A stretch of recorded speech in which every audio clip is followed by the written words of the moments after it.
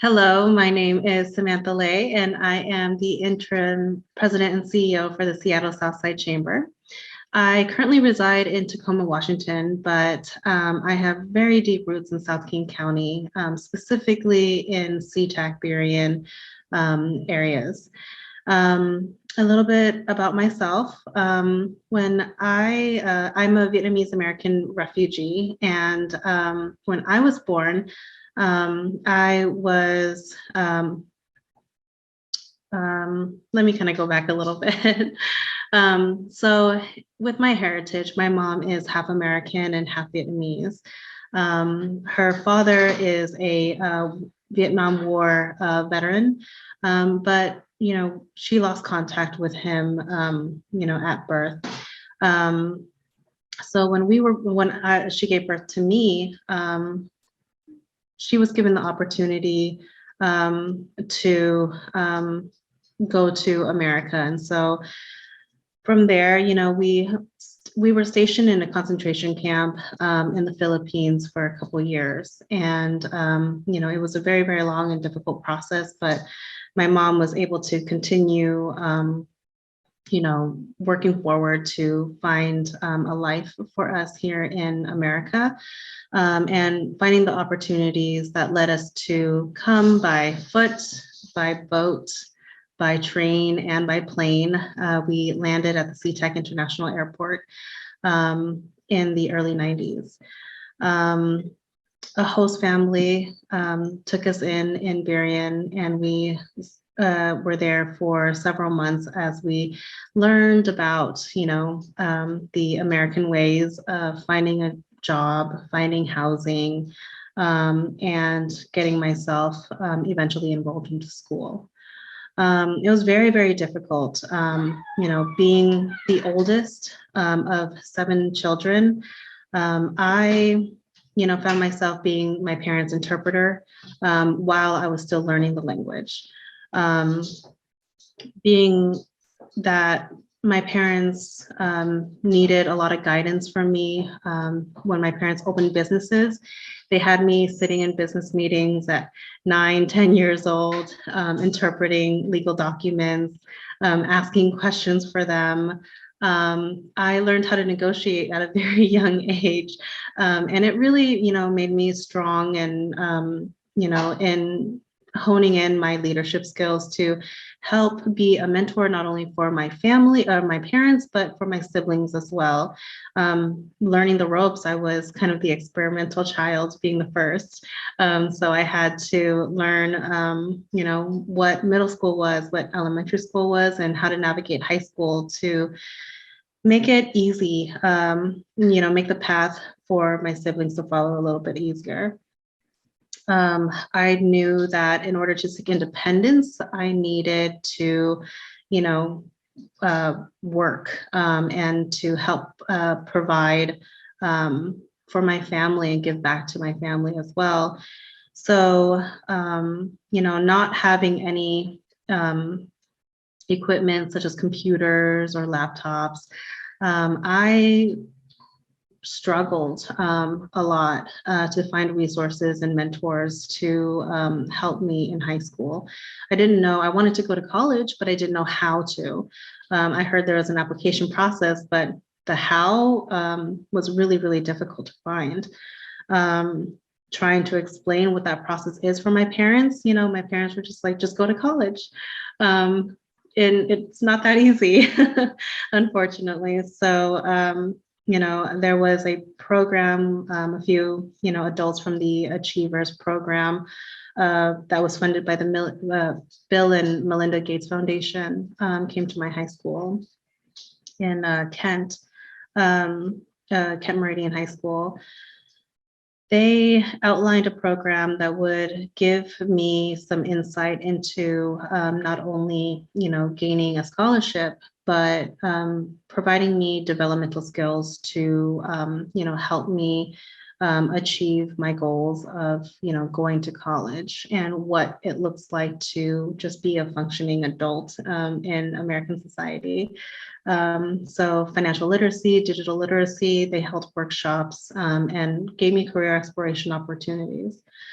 I found very quickly that with my parents being small business owners, that I wanted to be, you know, similar to them and be an entrepreneur myself. So I wanted to go to business school, which was completely different from the dream that my parents had for me. They wanted me to be a doctor or a news anchor, but I wanted to, follow in their footsteps that they empowered me and inspired me to do. So I decided to go to business school. Um, I applied for that scholarship, and it was a really great opportunity, to just learn whether or not I got it or not. It was a wonderful experience to apply and learn about different application processes and interviews as well. So I one day got a really big package in the mail and my congratulatory letter. I got the scholarship, and so it made my dreams become a reality. I then, went to a 5-year college and got my business degree. Um, and from there, I decided to take a little time off because my husband, who is a Peruvian immigrant himself, um, and I found that we were expecting. And so, I took some time to stay home and to raise my son. But a year and a half into it, I was itching to get back into the workforce. And I started at a small printing company in Kent. And I, very quickly scaled the company to management, within 8 months of me being there. I started in the call center, and I just wanted to learn about, the business workings and how each role really contributed to one another in the success of the business. With that, I was able to create my own department and lead teams to, help build an additional revenue for the company. I then just got into project management and worked my way into the aerospace industry. And, from there, I became a member of the Seattle Southside Chamber. And I was very active.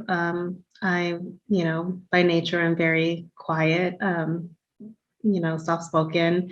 And so I went to meetings just to meet people, but I didn't know how to do my elevator pitch. And so my very first meeting, everyone had to ask me questions like, well, who are you? I'm like, Samantha. And then what do you do?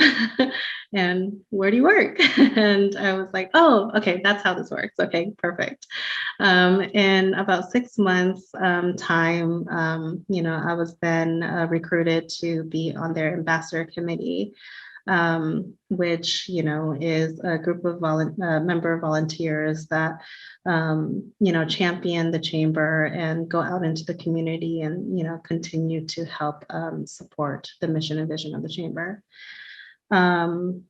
My predecessor was leaving, and so through their, recruitment campaign to fulfill that position, they reached out to me and asked me if I was interested in the role. And I said, yes, absolutely. It's been a great organization to work with. And I always felt so safe and included. So that led me to just continue to, go through the interview process.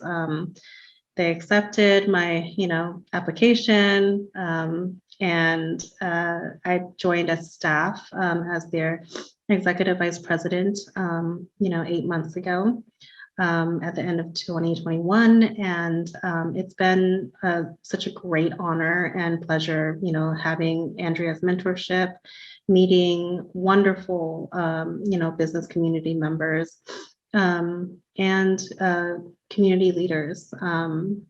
It's been very inspiring. You know, with my lived experience in the professional world, and even just growing up in school, being many times the only, person of color in the class or a person of color at the table, I had to deal with a lot of microaggressions, a lot of dismissive behaviors, and had to continue to advocate for myself. There was a instance where I was working, and there was another Vietnamese woman who's in her late 60s, and between her and I, we just had a really strong relationship, not only because we're Vietnamese, but because we share a lot of lived experiences. And you know she was grateful to have me come on to work for that business because she felt heard and she felt seen for the first time. Because English was really difficult for her, so I was able to help interpret a lot to her. And so her and I would speak in Vietnamese fairly often. Unfortunately, one day, management yelled at us for speaking Vietnamese and said English only, and that we were only allowed to speak English in the workplace. It was very difficult for me to stomach that. And that was the first time that I really felt that level of oppression in my professional career. It was awful to feel that way. And I had to, garner up the strength to know that I wouldn't just be advocating for myself, that I needed to advocate for her. So, I called a meeting to talk to him directly about, what he was asking us to do and how inappropriate that was.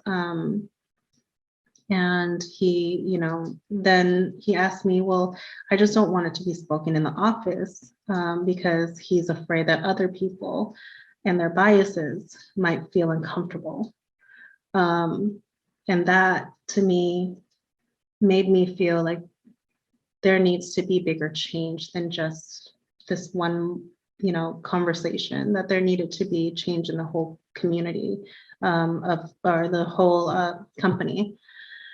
So I, spoke to him to take that opportunity as a learning opportunity, and express to him, how not allowing people to celebrate their heritage and to speak in their languages affects the morale of the company as a whole. When there were so many people from, people that were Hispanic, people that were of other Asian descent, to really truly be who they were, and be allowed to speak in their native tongue should they need to. And he said, though he understands, he did, realize like the value that it holds to have me continue to interpret for her. And I was able to help support that company culture to be more inclusive. And moving forward into my career, I just found myself being, one of the only, women of color in the office, in the front office, where a lot of, the people on the manufacturing floor, were primarily people of color, but people in the front office were primarily white.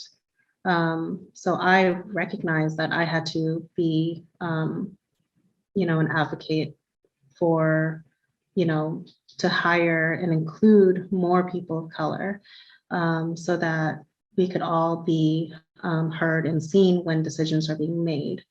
Moving forward into this job, working for the Seattle Southside Chamber, and having, more interactions with people in the community, business owners in the community. I found that people were less guarded talking to me about their pain points, because I can deeply empathize with them, sharing my story of, being a Vietnamese American refugee allowed me to break down the walls that they had, when they typically speak to organizations to help support their businesses, especially BIPOC businesses. I had a woman earlier on in my time with the chamber just cry because she said, after talking to me, it was the first time she felt seen and felt heard and felt understood, that, it's not, there's so many organizations that require people to meet them where they are, but they don't go out into the community to meet people where they're at. To truly understand what it's like to have not only the digital literacy barrier, but the language barrier and how that contributes to, how that gap is increased because of that barrier. So meeting with community leaders and having a seat at the table has been so wonderful to, it's been great to be able to voice my opinion and say, we need to think about this. We need to think about X.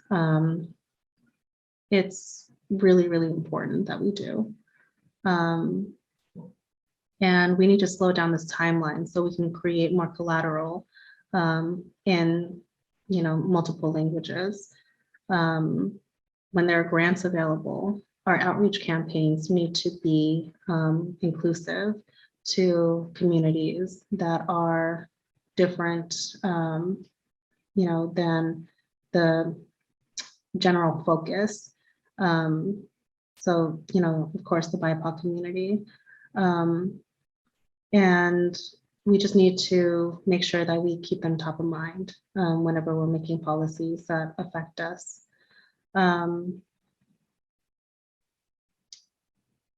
With this month being Asian American Pacific Islander Heritage Month, it has been, in my world, it's been overwhelmingly joyful because, I've been recently appointed as the Immigrant and Refugee Commissioner in Pierce County in Tacoma. Pierce County is incredibly diverse, and it's amazing timing this month to, have to be, I just feel really honored to be in this role and to be able to help represent the community that has been for so long underrepresented. And here at the Seattle Southside Chamber, I stand before you as their interim president and CEO, and I'm the very first Asian American or woman of color for this organization that has held this title. And I just, I might get emotional, but in talking to my mom and my dad and having them be so proud of me, just really help solidify why they came here. They came here to give us opportunities that they never had. My mom alone wasn't able to finish her education after 5th grade. My dad had just a little bit of, high school education. They saw me graduate high school. They saw me graduate college. And I owe so much to them for making the sacrifices of leaving their families behind, all of their siblings, mom, dad, everyone. It's hard not to have your family support here. It's a big sacrifice. And I'm, proud to be able to break that generational disparity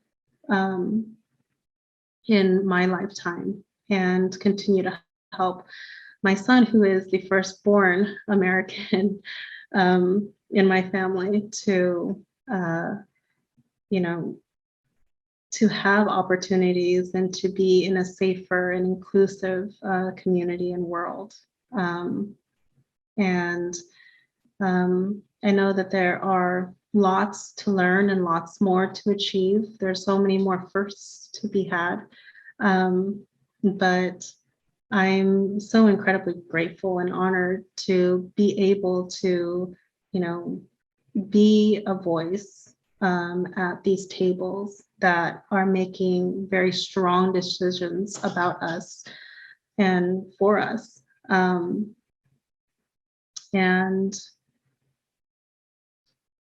I just want to say, thank you to Nancy at the Highline Heritage Museum for giving me the platform to share my story. It's, amplifying voices, sharing stories, and collaborating with one another is where, the best change is made. Creating that level of awareness that, all of these different lives that are, walking around you, they're all so inspiring to hear. And the diversity in our community needs to be celebrated because that's what America is. We're just a melting pot of just wonderful opportunities. And I mean, even my husband, who is from South America, and I was, born in South America in Lima, Peru, and I was born in Vietnam. We came here, we created our lives here, and America has welcomed us, with open arms, and we, want to make sure that we continue to, harbor a safe and inclusive community, and especially for young leaders who want to, help support their communities to have the opportunity to, and not deal with, issues to access.